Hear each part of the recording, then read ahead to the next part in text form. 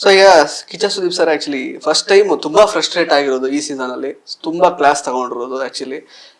ಕೊನೆಗೆ ಅದೇನ್ ತಲೆಗೆ ಬಂತೋ ಗೊತ್ತಿಲ್ಲ, ಅವರು ರಿಸೈನ್ ಕೂಡ ಮಾಡಿದ್ದಾರೆ, ಈಗ ಹೋಸ್ಟ್ ಕೂಡ ಮಾಡಲ್ಲ ಅಂತ ಹೇಳ್ಬಿಟ್ಟಿದ್ದಾರೆ. ಆಕ್ಚುಲಿ ಎರಡೆರಡು ಸಲ, ಆಕ್ಚುಲಿ ಮಧ್ಯದಲ್ಲಿ ಒಂದ್ಸಲ ಅಂದ್ರೆ ಆಕ್ಚುಲಿ ನಿಮ್ ಜಗಳಗಳೆಲ್ಲ ಆಗಿತ್ತು ಅವಾಗ ಒಳಗಡೆ, ಜಗದೀಶ್ ಅವ್ರ ಜೊತೆಗೆ ಜಗದೀಶ್ ಅವರು ಇನ್ನೂ ಇದ್ರು ಮನೇಲಿ, ಅವಾಗ ಒಂದ್ಸಲ ಟ್ವೀಟ್ ಮಾಡಿದ್ರು ಲಾಸ್ಟ್ ಸೀಸನ್ ಅಂತ.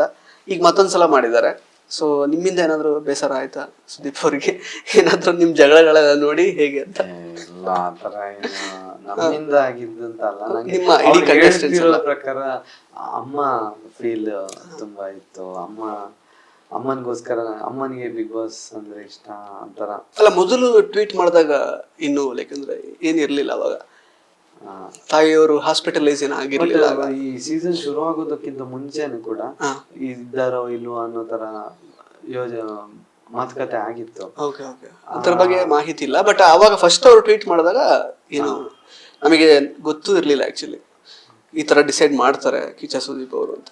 ಬಟ್ ಯಾಕೆ ಆಗಿರ್ಬಹುದು, ಇನ್ಫ್ಯಾಕ್ಟ್ ಮೊನ್ನೆ ಕೂಡ ಹೇಳಿದ್ರು ತಡ್ಕೊಳಕ್ ಆಗದೆ ಅಂತೆಲ್ಲ ಒಂದು ಬಂತು ಆಕ್ಚುಲಿ ಕಿಚ್ಚನ ಪಂಚಾಯತಿ ಆಗುವಾಗ. ಸೊ ಹೆಂಗ್ ಅನ್ಸುತ್ತೆ ನಿಮಗೆ ರಿಸೈನ್ ಮಾಡಿರೋದು ಅವರು? ಅದು ನಮ್ಮ ಕಂಟೆಸ್ಟೆಂಟ್ ಮೇಲೆ ಇರುವಂತ ಕೋಪ ಅಲ್ಲ ಅನ್ಸುತ್ತೆ. ಬಹುಶಃ ಅವರು ಒಂದ್ ಕಡೆಯಲ್ಲಿ ಹೇಳಿದ್ದಾರೆ ಅನ್ಸುತ್ತೆ, ನಾನ್ ಕೇಳ್ಪಟ್ಟ ಹಾಗೆ, ಅಂದ್ರೆ ಸಿನಿಮಾಗಳನ್ನು ತೊಡಗಿಸ್ಕೊಳ್ಳೋದಕ್ಕೆ. ಹೌದು ಅದ್ ಹೇಳಿದ್ದಾರೆ. ಬಟ್ ವರ್ಸ್ಟ್ ಸೀಸನ್ ಇದ್ದಿದ್ರಲ್ಲೇ ಅಂತಾನು ಹೇಳಿದ್ದಾರೆ ಆಕ್ಚುಲಿ ನಿಮ್ ವೀಕೆಂಡ್ ಅಲ್ಲಿ ಗೊತ್ತಲ್ಲ ಒಂದ್ಸಲ.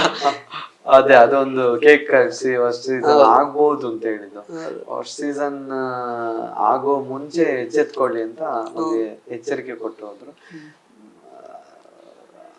ಆ ನಂತರ ಆಗಿರೋದೊಂದು ಏನಿದೆ, ಅದು ಕೂಡ ಒಂದು TRP ಬಸ್ ಕ್ರಿಯೇಟ್ ಆಗಿರೋದು. ಅದ್ರಲ್ಲೂ ಸುದೀಪ್ ಸರ್ ಪಾಲು ತುಂಬಾ ಇದೆ.